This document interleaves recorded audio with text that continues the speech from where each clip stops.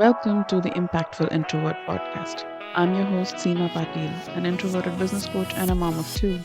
My genius shines in helping introverted women map out a simple and sustainable marketing strategy tailored to their goals and introverted personalities. Every week, I'll share with you how you can simplify your marketing so that it is sustainable. After all, you started your business to serve clients and make an impact, not to master marketing. So, let's jump right in. Hey there. Welcome to another solo episode with me, your host, Seema Pateel. I am nursing a cough, so please excuse my voice. But today I wanted to talk about the thing that I don't often see many people talking about unless they are helping you with the systems and processes, etc. If you are like me and you follow a lot of business coaches and marketing experts, then you probably know almost everything there is to know about marketing or sales or how to sign clients, etc. But there's one aspect that isn't as much spoken about, and that is how to create a client experience that makes them love you. So, every business coach talks about getting visible, generating leads, and making sales. Today, as a business coach, I want to talk a little about what you can do after you have made the sale so that you convert this person, because a client is a person, you convert this person into a walking, talking billboard for you. Because all said and done, there is no better feeling than having your clients refer you to other people, because that is the best kind of advertisement. That is the best kind of marketing that is ever possible. And I'm going to guide you on how to ensure that you create such a client experience for your clients. A service based business has three core pillars. This is what keeps your business standing. The very first one is marketing. Your marketing entails bringing awareness about your offers and your vacant client spots. Like, if you narrow it down, it's just bringing awareness to the offer that you have and also bringing awareness that you have client spots that you're looking to fill. Now, how you can do this is by meeting people and talking to them and telling them about your offers and your vacancy. And if you want to make it a little more hands off, a little less time intensive in terms of constantly having to find time to meet people, as an introvert, especially, that can feel a lot more energy intensive than just posting to any social media platform or to a blog post, etc. So, marketing is, like I mentioned, it is a core pillar. Without marketing, your business cannot stand. So, that is the first one.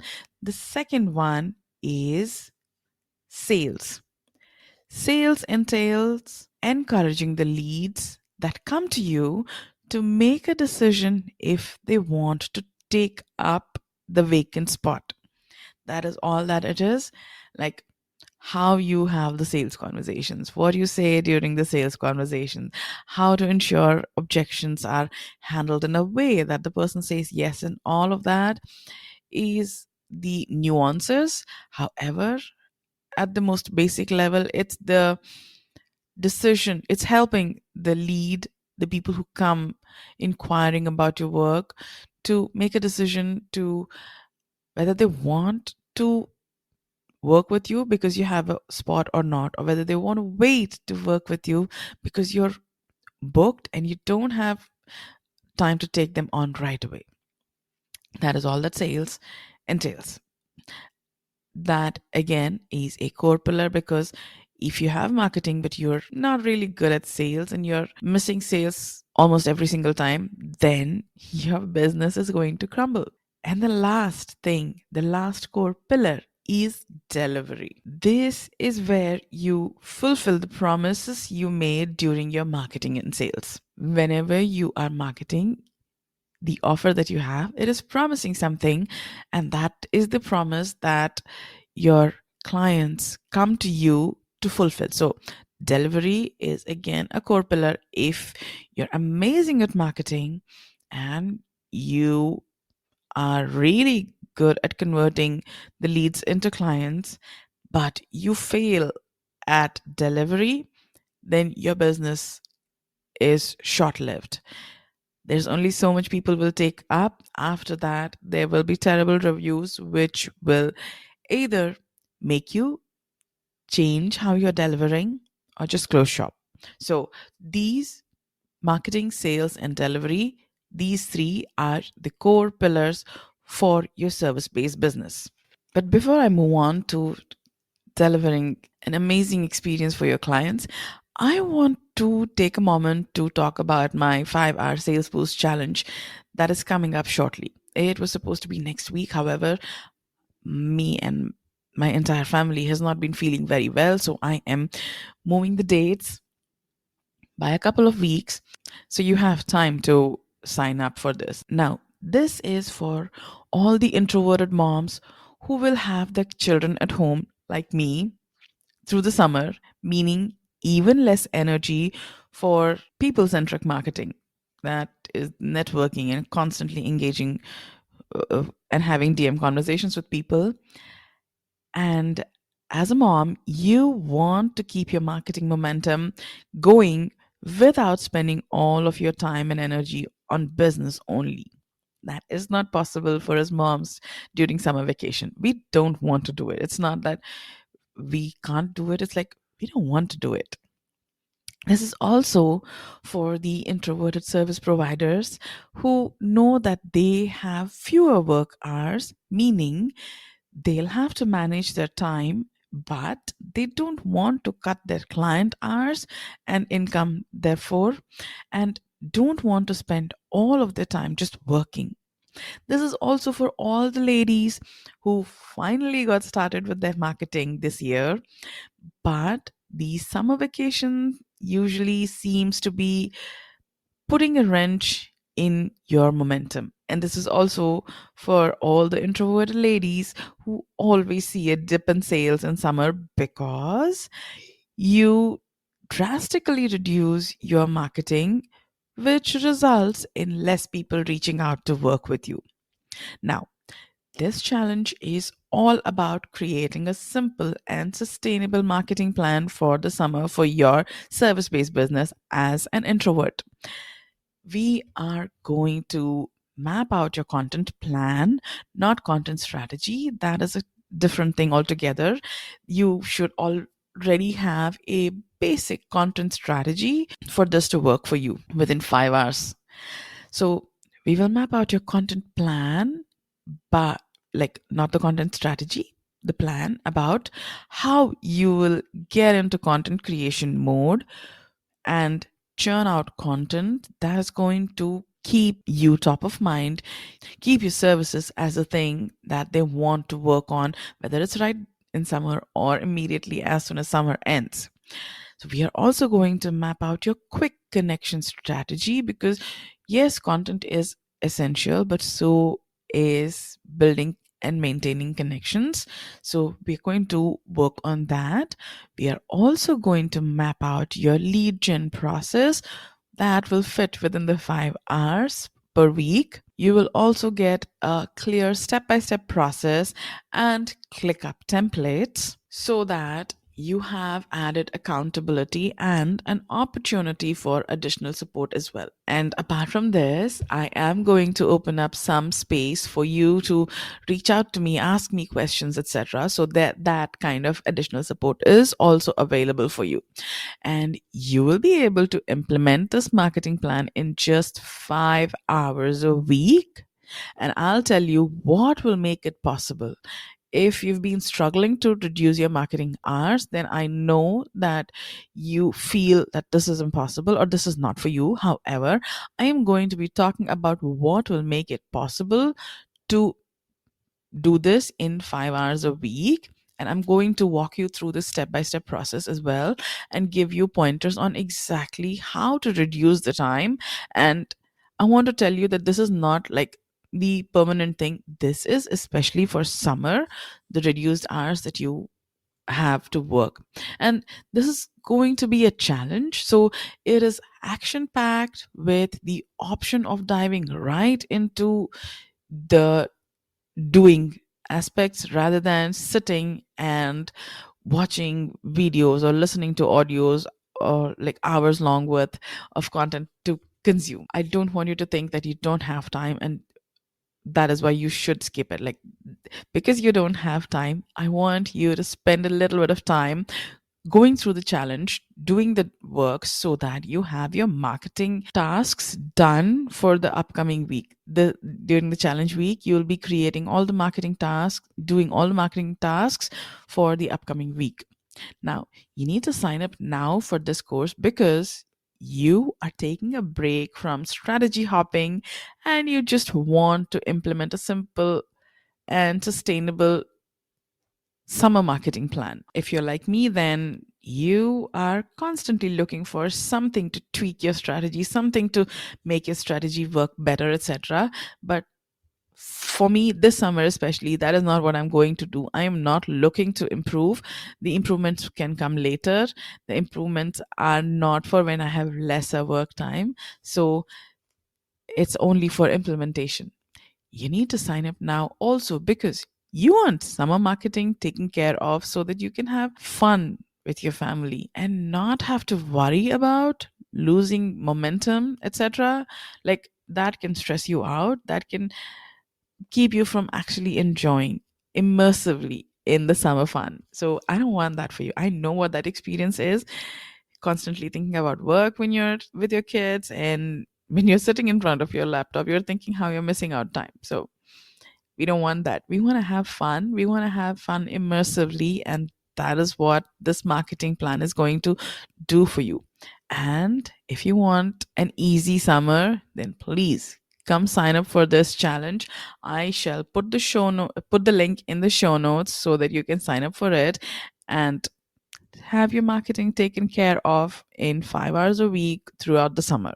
Now, back to today's conversation. We were talking about how a lot of times people are great at marketing and sales, but fail at delivery.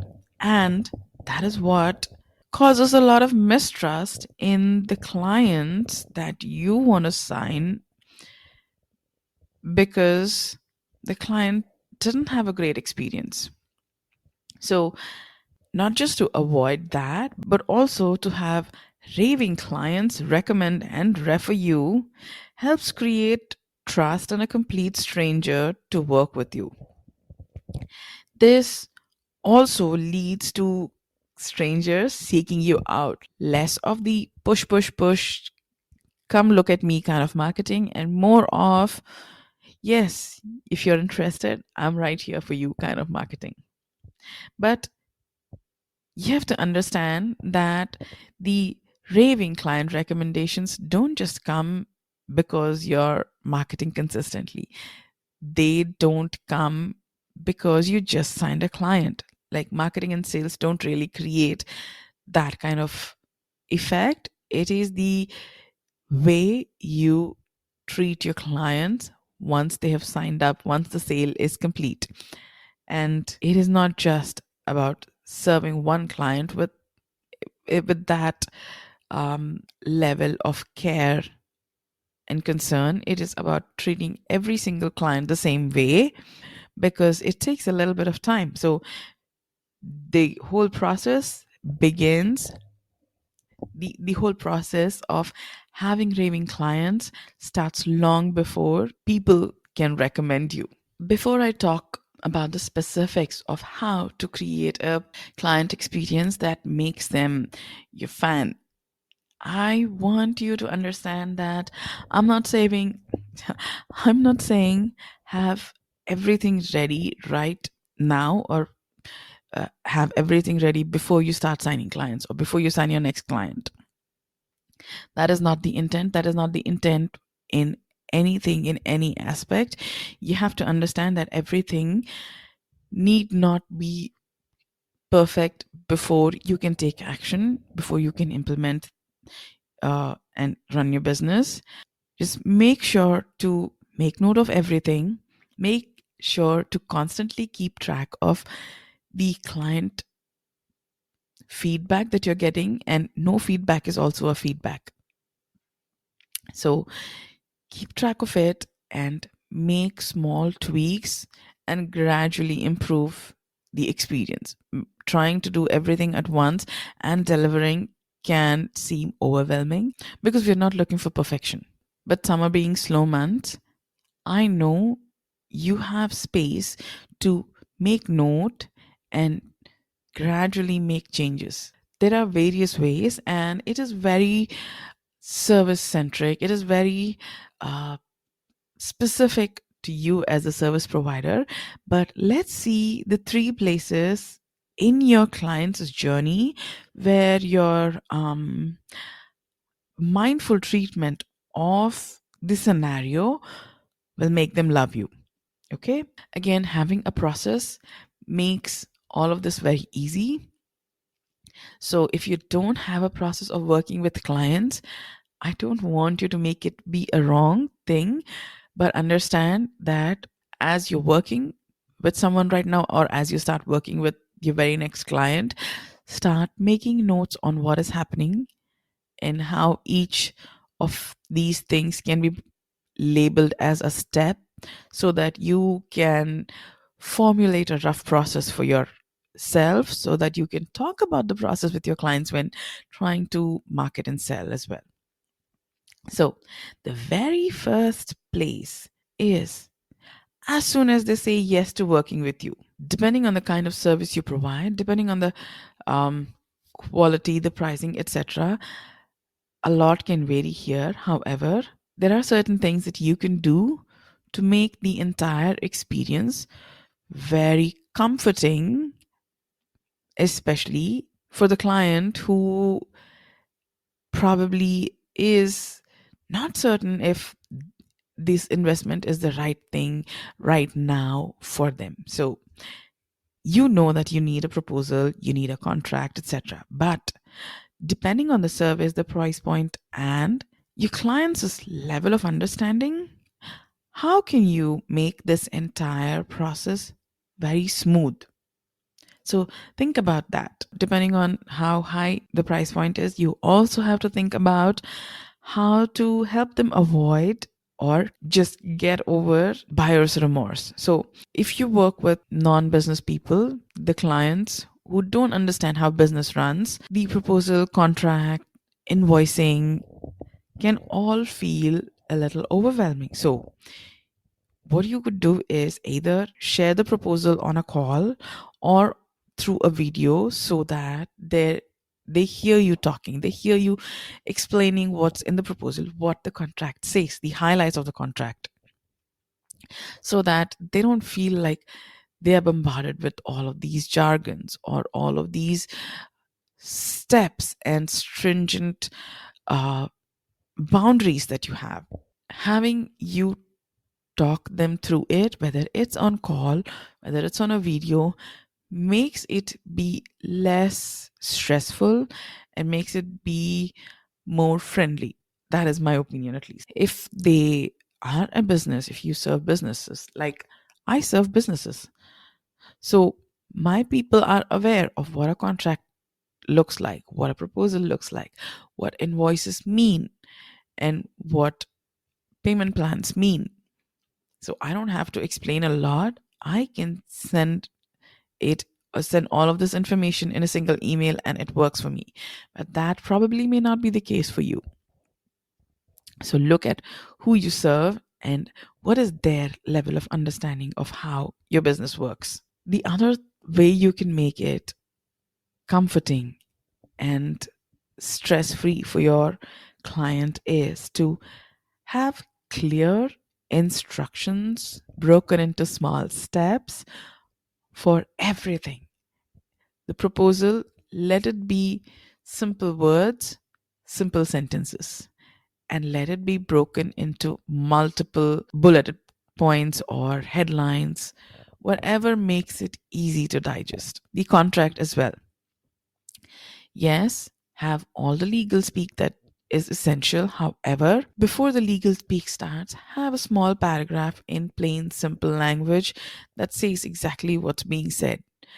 I read my own contracts and I have to spend at least 2 hours going through the words so that I understand exactly what is being said. Like the current contract is so simple and compared to when I was working as a WordPress developer, there was so much about the content, the uh, intellectual property rights, etc., that it was a headache. So if you have something like that, this is true for social media managers, designers, and developers, and all the people who are giving deliverables to your clients. So have short 2 or 3 sentences for each legal speak that explains what is being said in the contract so that it feels comforting. Even a rental agreement can feel jarring to me because of the language. So imagine it, me being in business, me handling contracts, still find simple things as a rental agreement feel jarring. Now, if they're paying you a high ticket pricing, which they are unable to still completely make sense of because they're not in the business space, it is going to be more comforting to have a friendlier contract. Have legal speak, but also add 1 or 2 sentences to say what it does.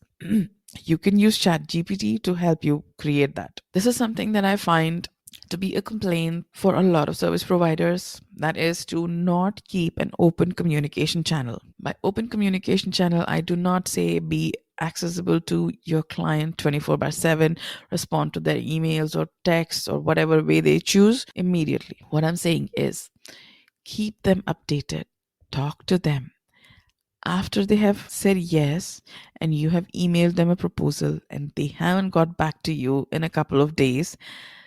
A simple single sentence email saying, I want to make sure you receive the proposal, is keeping an open communication channel. When they reply to you, having an autoresponder that says, thank you for your email. I have received it. Please give me 24 to 48 hours, whatever your response time is. Please give me that time to respond to you thoroughly. That is all. It is not about being on all the time, especially this summer.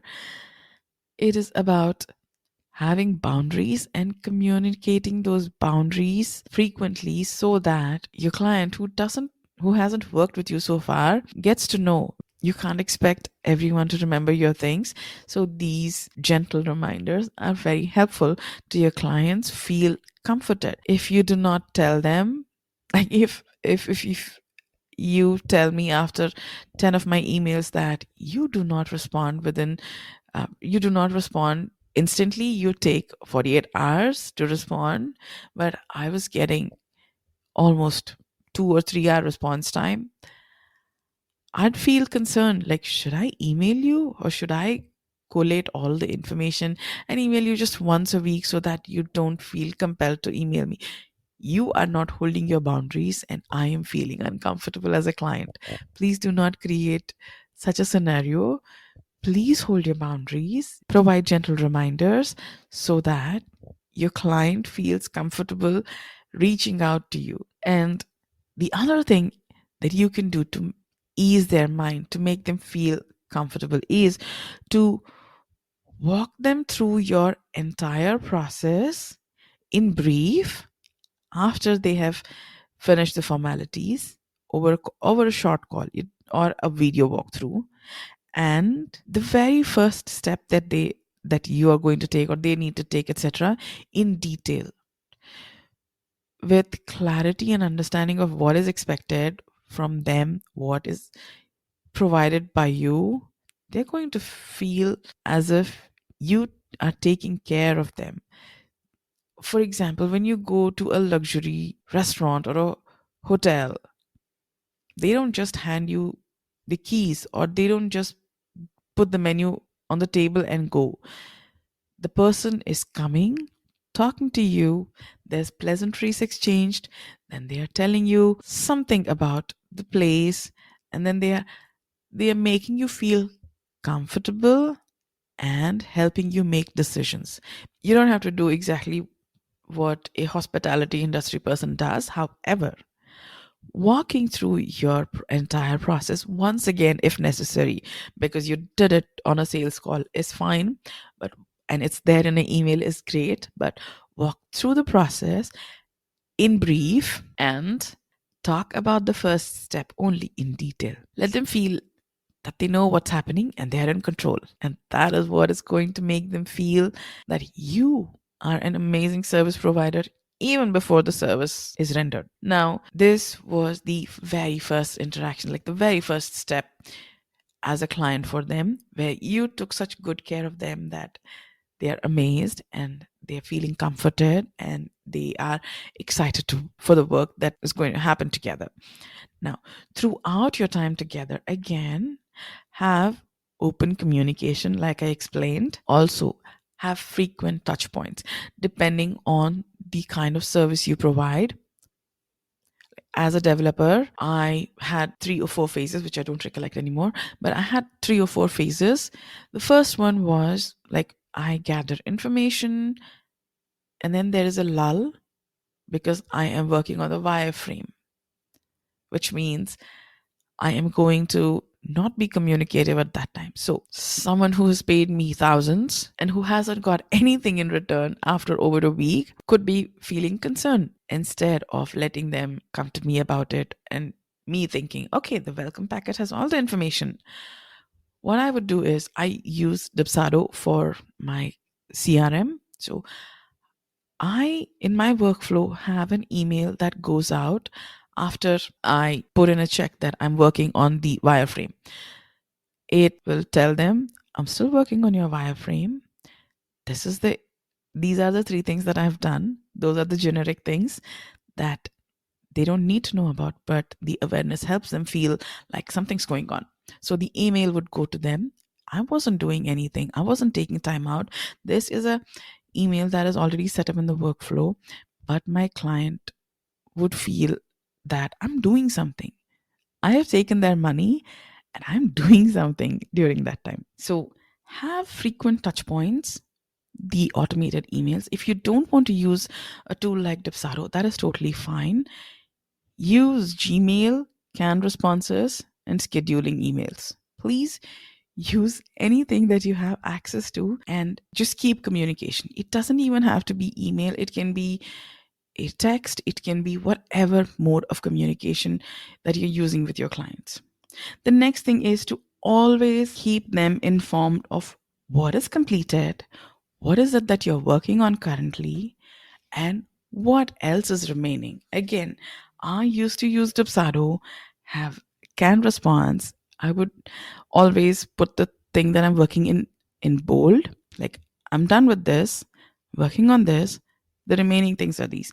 And this is why walking them through the process at first helps, because I'm not giving them details. I'm not giving them, okay, so I have finished the um, header and the footer. I now need to work on your services. There was no such details. There was details that I have made sure so and so things are ready. I don't remember anymore what exactly it is. That is, I'm not giving specifics, but I would tell them so and so things are ready. I think I would go page by page. Like I'm working on your homepage currently. It would, if it goes on for 2 weeks because it's complicated, that's totally fine. I'm still working on your homepage, and I will get to this and this. It will happen in time. That is comforting. Knowing that things will get done on time is very comforting. Keep them appraised of what has been done, what you're working on currently, and what is yet to be expected. And if there is any issues, any hurdles, please make sure to communicate that immediately. For example, you have a sick child and you cannot get to their tasks this week for whatever reasons.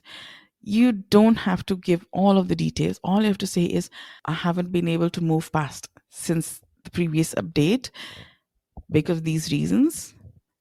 This is my plan to catch up. We are not going to get delayed. Please don't worry. I just wanted to keep you in the loop. So keep them in the loop. That is the most important thing. Now, depending on your process and on the kind of service that you provide, there are other things that you can do which I'm unable to think of right now without specific examples. But I don't want this podcast episode to go for hours. I wanted this to be a really quick thing so that you can start thinking about it and start listing it out based on the work that you do for your clients. So think about what are the things that you can take care of throughout the work together. Lastly, when the project comes to an end, again, create a great experience for them so that it's like a no brainer for them to refer you and recommend you to their friends and their colleagues and clients, etc. So, when the project comes to an end, again, communication is key. So, give them all the information that they need to continue whatever work that is. Like health coaches or life coaches or me as a business coach, what is it that you need to do? With my clients, I give them a list of tasks that we, over the duration of our time together, that we have worked on, so that we have mastered, so that my client knows exactly what to do. Like the most common thing is, I don't know what content to create. We have our documents, we have our review documents, the content ideas that we work together, the videos for that, the call recordings, etc. All of that I give to them so that they can refer to it because they don't have access to me anymore immediately.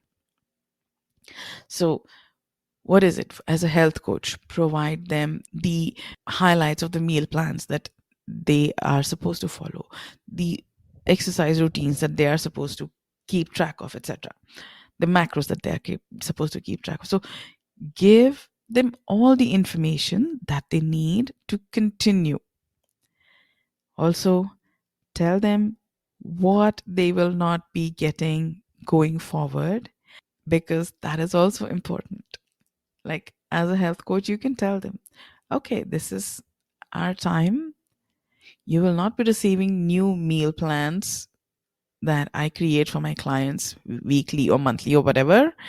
You will have to do it on your own. However, if you have a way that they can just get access to the meal plans, then give them that information also, please. You can tell them, if you don't want the whole package, that is totally fine.